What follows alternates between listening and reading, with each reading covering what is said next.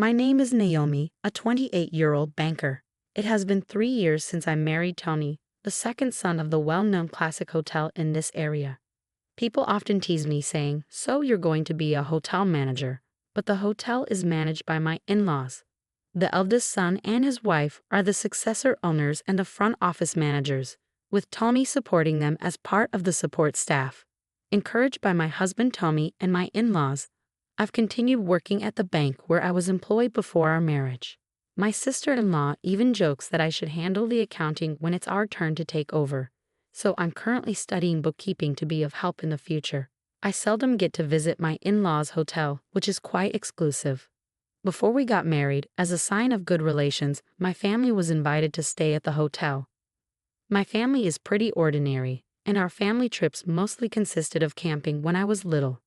My parents and grandparents, who always wanted to stay at this hotel, were nervous about not making any mistakes, given that we were now related to the owners. However, when we actually stayed, the hospitality was first class. The food was delicious and the staff, including my in-laws, bid us farewell. It was a perfect experience with no discomfort at all, and we were deeply moved. It was my first time actually staying there, and I gained a new appreciation for Tommy and my in-laws, who created such a wonderful place. It made me realize the responsibility of being a wife of someone from such an incredible family, and I resolved to be a wife who wouldn't embarrass them. Amidst all this, my brother Tom got a bit carried away with the luxury. Tom, with his strong ambition and penchant for showing off, seemed thrilled at the prospect of being distantly related to the owners of a famous hotel. It appears he took my in-laws' casual invitation to visit any time literally and got carried away. After my marriage, we received another invitation when the hotel received its most popular and highest grade steak. Unlike my parents, who remained apologetic as before, Tom began demanding excessive services. He started with requesting room upgrades, then arbitrarily added dishes to his meals, and freely requested various drinks. When the staff hesitated over his unexpected requests, he said, "I'm a relative of the hotel's owners. Don't you recognize this person?" and pointed at me. The staff had no reason to know me as I'm not involved in the hotel's management yet. "Stop it, Tom. You're embarrassing me." I tried to stop him, but he insisted on calling Tommy. Feeling guilty about causing a scene, I reluctantly called Tommy, who agreed to accommodate Tom's requests. I was mortified, thinking how my family must seem so rude to the staff despite being guests. "I wish I could disappear," was all I thought. My parents felt the same, saying if we're invited again, we should decline out of respect. "We'll apologize and express our gratitude to Tommy's parents, and please do the same from your side," Mom said to me. Despite my parents doing nothing wrong, it was all because of Tom getting carried away. I apologized profusely to Tommy, but he just laughed it off. My in-laws also told me not to worry about it and were actually saddened to hear that my parents now felt hesitant to stay at the hotel. Such generous in-laws. However, Tom, emboldened by having his unreasonable requests fulfilled, became even more presumptuous. A year after my marriage, Tom got married and demanded hotel stay vouchers as wedding gifts. I refused these requests. Then he and his wife began showing up unannounced for stays every long weekend. Tom would drive up to the grand entrance in a compact car, drop Tony's name, claim to be a relative, and leave his car there. This was in stark contrast to other guests, who, even with luxury cars, would park in the parking lot and walk to the entrance. Despite many instances of being fully booked during long weekends, he would say, "I'm family. How could I not get a room? Is this hotel so poor that it can't accommodate important guests?" Tony and my in-laws would step in, finding him a room or an alternative. Furthermore, Tom insisted on having the spa reserved exclusively for him and his wife, arguing that they wanted to use it together. This was granted, even though it was during a time with fewer guests, just for his convenience. This led to complaints from other guests, leaving Tommy scrambling to handle the situation. Tom would shamelessly enjoy meals, summon the chef to demand off-menu items with expensive ingredients, and get rowdy while drunk, ruining the tranquil atmosphere of the luxury hotel. Yet, I'm so grateful to Tommy and my in-laws for dealing with Tom's antics every time. I often found out about his visits after the fact and, in a panic, called Tom. But he just brushed me off, saying, "Don't sweat the small stuff."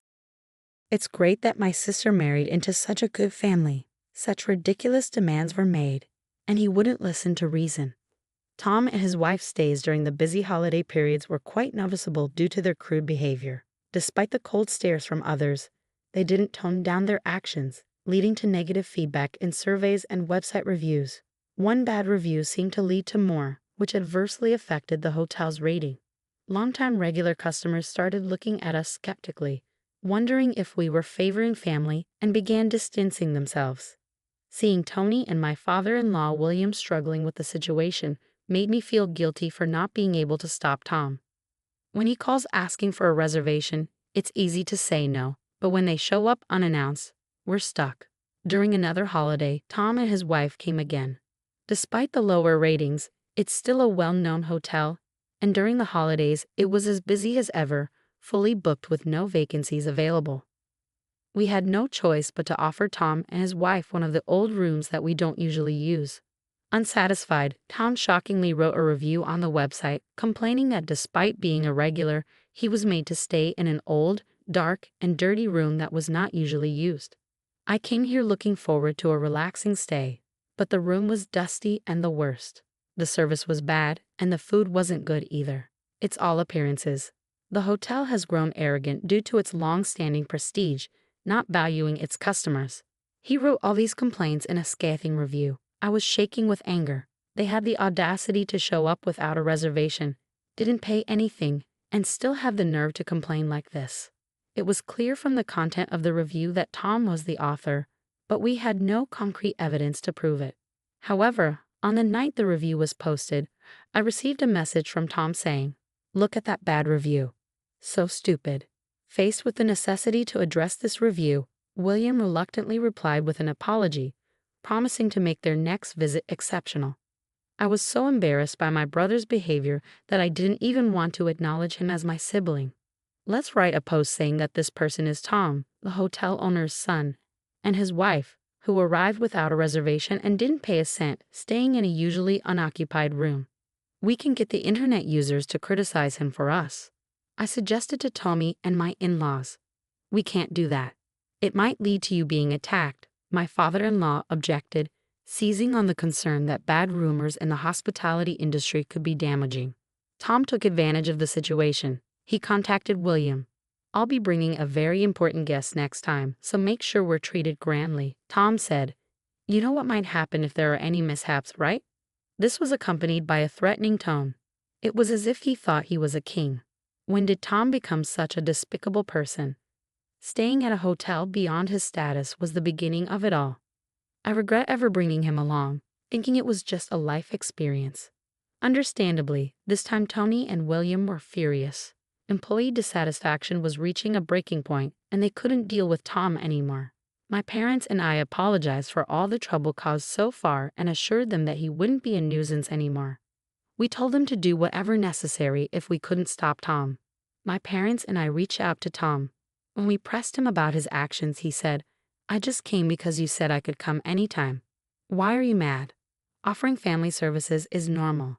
He refused to listen to our concerns. Even my mother-in-law and sister-in-law's relatives stay at regular rates, I argued. Tom's obliviousness to his wrongdoing was exasperating. Ignoring our advice, my brother and his wife brought the president of a client company to the hotel, apparently intending to entertain them. Such audacity. The president was accompanied by their spouse and daughter's family. Tom was overjoyed, thinking he could impress the president. He thought the president might like him and thus lead to securing a contract. I was secretly observing as Tony had asked, but felt like grabbing Tom by the collar and throwing him out right then. Tony and William, prepared for the day, promptly escorted the president's family to a nice room. Guided by Tommy, Tom then demanded, "Not just for us. Make this stay free for our guests too, okay? This is a business entertainment. If I can impress the president here, my performance at work will improve. You understand, right? I'm counting on you. You know what will happen if anything goes wrong, right?" he added, a veiled threat in his tone. The Tom I knew was ambitious but normal. When did he become someone who resorts to threats? I even thought of getting the police involved, but Tommy and William reassured me. "Naomi, it's not your fault. Don't worry, just act normally," they said. Relying on their assurance, we decided to observe how things would unfold. Then came dinner time. Tom acted as if it was his own hotel.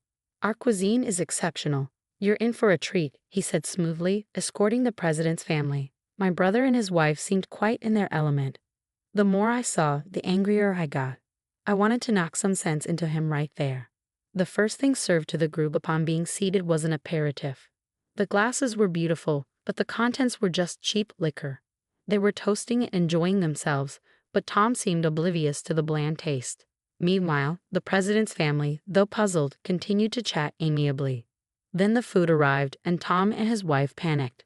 Their table was laden with fast food, instant ramen, snack foods, bottled Coke, and canned beer. The CEO's family was stunned, looking over the table in surprise. Tom was furious. "Is this an insult? Call the owner right now," he demanded, summoning William. William and Tony arrived, calm as ever. "Yes, how can we help you?" William asked. "Well, it was pretty much the expected turn of events, wasn't it? What's this food? Are you joking?" Tom raised his voice, drawing attention from everyone around. "I'm not joking around here. What is this? It's like fast food. Bring out the real dishes," Tom shouted. "I apologize, but this is the meal provided for guests who stay without a reservation for free. Without a reservation payment, we are unable to prepare other dishes," William explained. Caught off guard by being called out for freeloading in front of the president he was entertaining, Tom stumbled over his words and glanced sideways at the president's family. The president, as well as his wife and daughter, were looking at Tom with cold, disapproving eyes. Then William delivered the final blow. Turning to the CEO, he explained, "I don't know what this gentleman told you to invite you here, but he frequently stays without paying, using his distant relation. That would be tolerable. But he's also been posting harmful reviews on our website, affecting our business. Since he's staying for free today, we regret that this is the only meal we can offer." William then smiled, trying to salvage the situation, revealing everything to the CEO. Tom turned pale. The CEO looked at Tom and said, "Is what I just heard true?"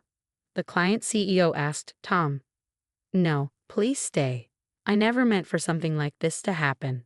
Tom stammered, caught off guard by this unexpected turn of events. "I've lost my appetite for dinner. I'll be leaving now, and I'll need to reconsider our future business dealings," the CEO said. He then stood up, ignored Tom's pleas to wait, and left the dining area with William. "Wait please, President. It's not what it looks like." Tom tried to stop them, but the only ones left behind were my brother and his wife. They were completely dejected, slumping down in defeat, drawing scornful glances from other guests. "They stayed without paying. I can't believe it. Unforgivable." "Maybe they're the ones who wrote that bad review on the website," guests murmured, creating a noisy atmosphere. Unable to let the guests dine peacefully, Tony and the staff escorted Tom and his wife out. "You ruined my business entertainment. What will I do if the deal falls through?" Tom protested loudly. "Be warned, if you continue to make a scene, we'll call the police," Tony warned. That quieted them down. To apologize to our guests for the inconvenience, I asked the chef to prepare a complimentary dish for each guest. It was unfortunate that they had to experience this unpleasantness during their otherwise lovely trip.